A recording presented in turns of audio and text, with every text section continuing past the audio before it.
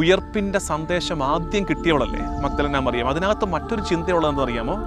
ഒരു വിചാരണയുടെ നേരത്ത് സ്ത്രീയുടെ ടെസ്റ്റിമണിക്ക് വാല്യൂ ഇല്ലാതിരുന്ന ഒരു കാലമാണത്.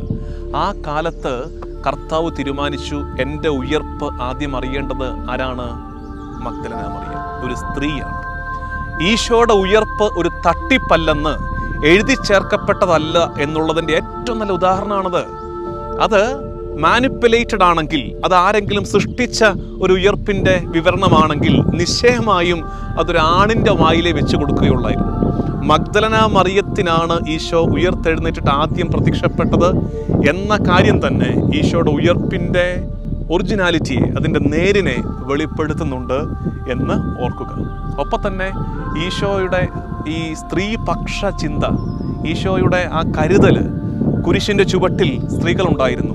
ഉയർപ്പിൻ്റെ ആദ്യത്തെ അറിയിപ്പ് സ്ത്രീകൾക്കാണ്, അല്ലെങ്കിൽ മഗ്ദലന മറിയത്തിനാണ് ലഭിച്ചത് എന്നുള്ളതൊക്കെ ഈശോയുടെ ആ സ്നേഹത്തിൻ്റെ സൂചന കൂടിയാണ് എന്ന് ഓർക്കണേ.